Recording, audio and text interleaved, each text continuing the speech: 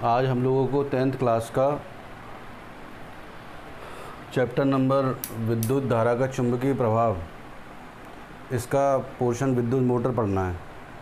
इससे पहले हम लोग इसके बारे में पहले लगातार चर्चा करते रहे हैं पिछले टॉपिक्स में कि किसी धारावाही चालक को विद्युत क्षेत्र चुंबकीय क्षेत्र के अंदर रखा जाता है तो उस पर एक बल कार्यरत होता है और जो यह बल है उसकी value F = BIL sin theta बताई जाती थी।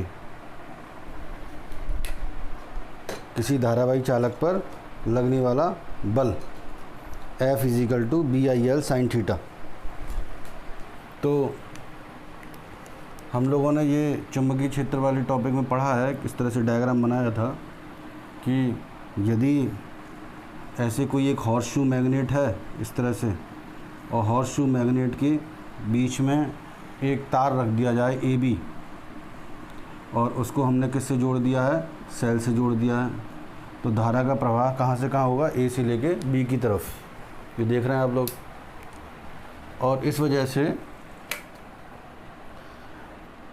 हम जानते हैं कि मैग्नेटिक फील्ड जो होता है हमेशा नॉर्थ से साउथ की तरफ होता है, तो ये नॉर्थ पोल हो गया और ये साउथ पोल हो गया।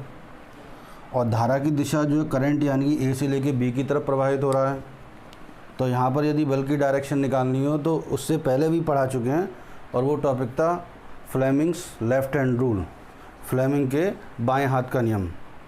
और फ्लेमिंग के बाएं हाथ के नियम में बताया जाता था कि यदि हम अपने तीनों हाथों की उंगलियों को क्रमशः तर्जनी, मध्यमा और अंगूठा, है ना, इसको 4 फिंगर कहते हैं इंग्लिश में, इसे मिडिल फिंगर, और इसे क्या कहते हैं हम, थंब। ये आपको डायग्राम बनाना है अपनी कॉपी में। जब मैंने आपको नोट्स भेजे थे तो उस दौरान मैंने रिप्रेजेंटेशन वाला डायग्राम बनाया था, हाथ वाला डायग्राम नहीं बनाया था। तो आप लोगों को ये लिखना है। तो यदि हम इस तरह से इन तीनों उंगलियों को एक दूसरे के परपेंडिकुलर यानी कि लंबवत रखें और इस तर्जनी को चुंबकीय क्षेत्र की दिशा में अलाइन कर लें, मिडिल फिंगर जो है वो करंट की दिशा को बता रही हो, तो जो अंगूठा है वो धारावाही चालक पर लगने वाले बल की दिशा को रिप्रेजेंट करेगा। बात क्लियर हो गई। इसे फ्लेमिंग्स लेफ्ट हैंड रूल कहते हैं, फ्लेमिंग के बाएं हाथ का नियम। अब ज़रा यहाँ आ जाइए, यहाँ पर देखिए चुंबकीय क्षेत्र की दिशा नॉर्थ से साउथ की तरफ है, धारा की दिशा A से B की तरफ है। तो ज़रा फ्लेमिंग्स लेफ्ट हैंड रूल लगाते हैं। तो ये देखो, ये तो मैग्नेटिक फील्ड की डायरेक्शन हो गई, करंट की डायरेक्शन नीचे की तरफ हो गई, और इस तरह से चालक पर लगने वाले बल की दिशा कहाँ हो जाएगी, बाहर की तरफ, है ना, perpendicular to the paper plane, यानी कि कागज़ के लंबवत ऊपर की तरफ होगी। तो यही कॉन्सेप्ट जो है ये इसमें लगना है, इस वाले टॉपिक में। अच्छा, फोर्स के लिए फॉर्मूला क्या बताया गया है, F = B × I × L, ये बताया है। यहाँ पर B जो है वो मैग्नेटिक फील्ड है यानी चुंबकीय क्षेत्र, I धारा है, और L जो है वो चालक की लंबाई है। बात क्लियर हो गई। और इस पर न्यूमेरिकल भी लिखवाया गया है। इसके बाद में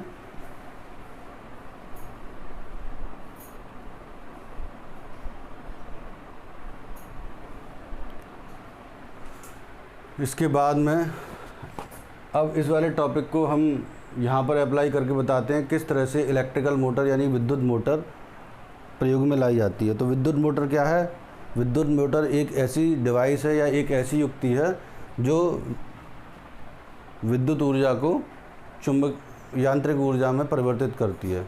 विद्युत मोटर को चलाने के लिए हमें विद्युत ऊर्जा का सोर्स होना चाहिए, जैसे कोई हमने बैटरी लगा दी या फिर कोई सोर्स लगा दिया करंट का, उसको विद्युत ऊर्जा का सोर्स कहते हैं। फिर उसके बाद जब ये कॉइल जो है, जिसको आप रेक्टेंगुलर कॉइल कहते हैं, आयताकार कॉइल, या फिर एक और नाम दिया जाता है आर्मेचर। तो जब ये रेक्टेंगुलर कॉइल इस मैग्नेटिक फील्ड में चुंबकीय क्षेत्र में घूमती है तो उसकी वजह से ये घूमना स्टार्ट कर देती है, और घूमने के दौरान यहाँ पर ये जो एक्सल है इसमें एक पुली लगा देते हैं। पुली जैसे चक्की देखी है, तो चक्की को चलाने के लिए एक पट्टी लगा दी जाती है मोटर और चक्की के पुली के ऊपर या सेक्शन के ऊपर। तो पट्टी के चलने से जो है वो चक्की भी चलती है और मोटर उसको घुमाने का काम करती है।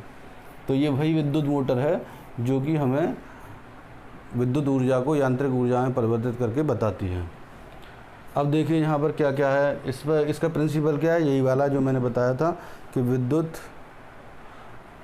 धारा प्रवाहित हो रही हो किसी चालक के अंदर और उसको चुंबकीय क्षेत्र में रख दिया जाता है तो उस पर एक बल लगता है और इसकी वैल्यू F=BIL होती है। ये मैग्नेट हो गए, मैग्नेट के दो पोल हो गए नॉर्थ और साउथ, ये आर्मेचर रखी हुई है, इसको क्या बोलते हैं, एक्सल बोलते हैं। हिंदी में बोलेंगे धुरा और वैसे बोलेंगे एक्सल, है ना।